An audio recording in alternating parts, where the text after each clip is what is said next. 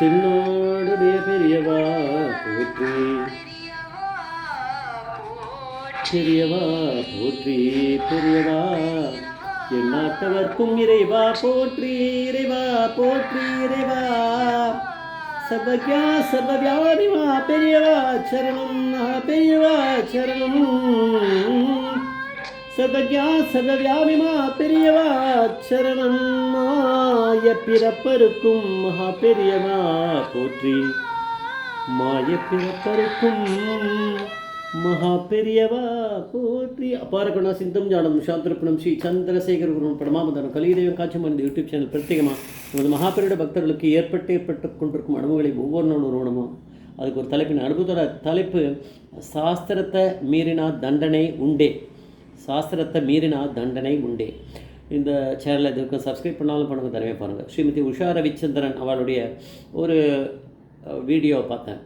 அதில் அவள் 9th August 2024 அப்போ அன்றைக்கி ஒரு வீடியோ அப்லோட் பண்ணியிருக்கா. அதில் அவள் ஒரு குரூப் ஒன்று வச்சுருக்கா போல இருக்குது. ஒரு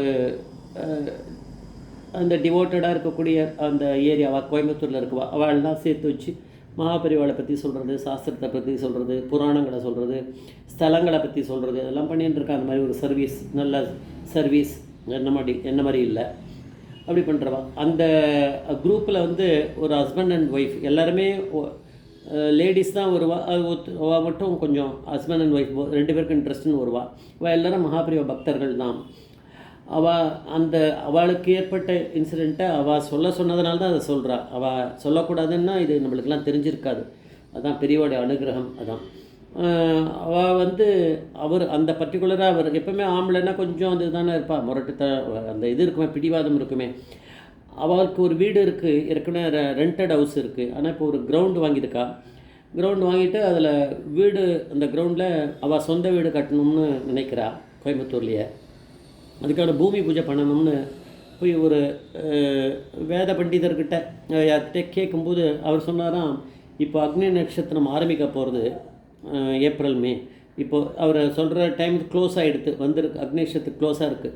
இப்போ பண்ணால் இப்போ அது சரிப்படாது. ஏன்னா சாஸ்திரத்தில் அப்படி சொல்கிறது, இந்த அக்னி நட்சத்திரம் அந்த நேரத்தில் வீடு கட்டுறது இந்த மாதிரி வேலையை பண்ணக்கூடாதுன்னு சொல்லியிருக்கு. அதனால் அப்படின்னு அவர் அட்வைஸ் பண்ணியிருக்கார். அவர் கிடக்கிறாருன்னு சொல்லிட்டு இவர் என்ன பண்ணார், இவருக்கு தான் கொஞ்சம் பொண்டாட்டிக்காவது அட்லீஸ்ட் நல்ல ஒரு பிரிவா மேலே பக்தி உண்டு. நல்ல இவருக்கு என்ன பண்ணார், சரி பார்த்துக்கலான்ட்டு வேற ஒருத்தரை போய் கேட்டு அப்ரோச் பண்ணி பண்ணுறீங்களான்னா பூமி பூஜை பண்ணுறேன்ட்டார்.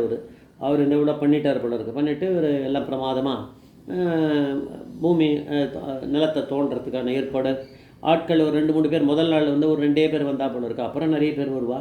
முதல் நாளே வேலையை காமிப்பார். பெரியவா சாஸ்திரத்தை மீறக்கூடாதுன்னு இருக்காரே, ஏன் மீறினாவா. அந்த கிரவுண்டில் அவள் தோன்றா. அந்த கடப்பாறை வச்சுட்டு, இவர் ஒரு கடப்பாறை, அவர் ஒரு கடப்பாறை வச்சுட்டு, அதாவது ஒரு அம்மா ஒரு வயசான ஒரு அம்மா, அவருடைய பிள்ளை 2 பேரும் தான் அங்கே இன்றைக்கி தோண்டியிருக்கா. இவர் பக்கத்துலேயே நின்றுருக்கார். யார் சாஸ்திரத்தில் மீறினாரோ அவர் பக்கத்துலேயே நிற்கிறார். அவள் தோண்டிகிட்டே இருக்கா. கொஞ்ச நேரம் அந்த பள்ளம் தோண்ட வேண்டியதுக்கு தோண்டிகிட்டே இருந்தா. திடீர்னு பார்த்தா அவளுக்கு கண்ட்ரோல் இல்லாமல் பள்ளமே பெரிய பள்ளமாக ஒரு சின்ன ஒரு குளம் இருந்தால் எப்படி ஆகுமோ அது மாதிரி பொத்துன்னு பள்ளமாக எடுத்தது. அது எப்படின்னா, அது பெரியவா சாஸ்திரத்தை மீறினா தண்டனை உண்டாச்சே. அதனால் பொத்துன்னு 3 பேரும் உள்ளே விழுந்திருக்கா. எப்படி அடிபட்டிருக்கோம் எல்லாருக்கும்னு தெரிஞ்சுக்கலாம். அதில் இந்த உடனே அங்கே ஓன்னு அலறி அங்கே பக்கத்தில் இருக்கவெல்லாம் இவெல்லாம் கிளம்பி தூக்கி போட்டுட்டு பக்கத்தில் இருக்கக்கூடிய ஒரு நர்சிங் ஹோமுக்கு கூட்டின்னு போயிருக்கா கோயம்புத்தூரில். அதில் முதல்ல இவருக்கு இந்த யார் சாஸ்திரத்தை மீறினாரோ அவர் கொஞ்சம் பரவாயில்ல, அங்கே ட்ரீட் பண்ணலாம் அந்த நர்சிங் ஹோமில் அப்படிங்கிற மாதிரி அவள் டிசைட் பண்ணி அங்கே வச்சுட்டா. மற்ற 2 பேரையும் கவர்மெண்ட் ஹாஸ்பிட்டலுக்கு அனுப்பிச்சிட்டா. ஏன்னா அவளுக்கு இன்னும் கொஞ்சம் சீரியஸாக இருக்குது அப்படின்னு சொல்லிட்டு அந்த அடி. அதனால் அவள் அங்கே ட்ரான்ஸ்ஃபர் பண்ணிட்டா. அந்த செலவுலாம் யாருக்குன்னா இவளுக்கு தான். யார் இங்கே இப்போ அடிபட்டு இங்கே இருக்காரோ நர்சிங் ஹோமில் அவருக்கு தான். அவருடைய முரட்டுத்தனத்தினால்தானே தானே இது வந்தது, சாஸ்திரத்தை மீறினதுனால. அதனால் ஒரு கொஞ்ச நாள் ஒரு 3-4 நாள் அவர் அங்கே ட்ரீட்மெண்ட் எடுத்துட்டார். அதுக்கப்புறமா இவருக்கு நடக்க முடியாது, கஷ்டம்தான், ரொம்ப கஷ்டப்பட்டார். இவரை வீட்டில் கொண்டு விட்டுட்டா. வீட்லேயே நீங்கள் கொஞ்சம் ரெஸ்ட் எடுங்கன்னு இவர் வீட்டில் இருக்கார். பொண்டாட்டி தானமாக ஆற்றுக்காருக்கு நல்ல அவருக்கு ஆகாரத்தை கொடுத்துட்டு பசங்களெல்லாம் ஸ்கூலுக்கு அனுப்பிச்சிட்டு அதுக்கப்புறம் போய் அந்த ஹாஸ்பிட்டல், கவர்மெண்ட் ஹாஸ்பிட்டலில் போய் அவளை பார்ப்பா. எவ்வளோ அலைச்சல் அவளுக்கு. இப்படியே ஓடிண்டே இருக்குது லைஃபு. அப்படியே போயின்னு இருக்கு, ஒரு வாரம் மேலே போயின்னு இருக்கு. அவளுக்கு வந்து அந்த மெயினாக அந்த வேலை செஞ்சவ வந்து அடிபட்டாலே அவளுக்கு அந்த பொம்பளை வந்து புகையில போடுவ போல இருக்குது. புகையில போடுறதுனால இந்த ரத்தம் வந்து அவளுக்கு கொஞ்சம் இதுவாகிட்டுருக்கு.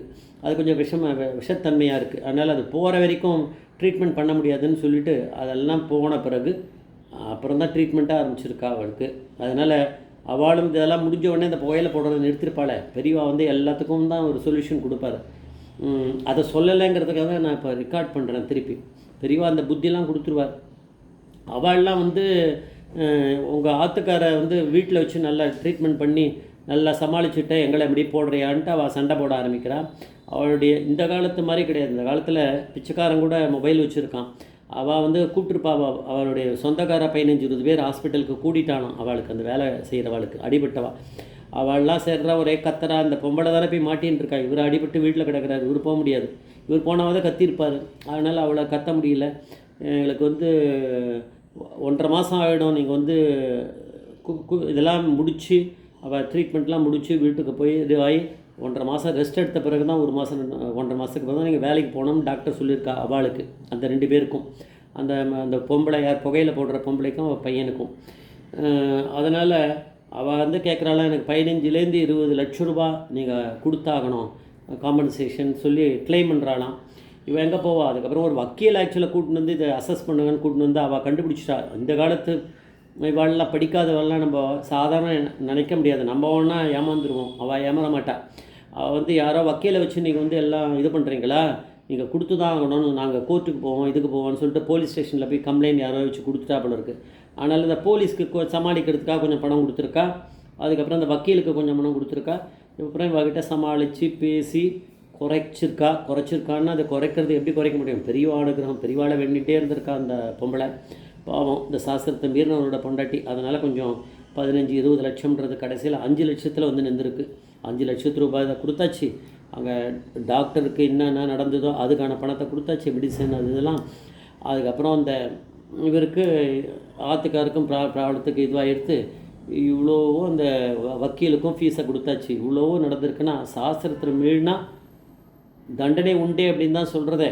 அது என்னன்னா நான் போய் படித்தேன். அது வந்து சாஸ்திரத்தை மீறினதுக்கு தண்டனை உண்டுன்னு பகவத்கீதையில் சாப்டர் 16 24வது டெக்ஸ்ட்டு சொல்கிறது.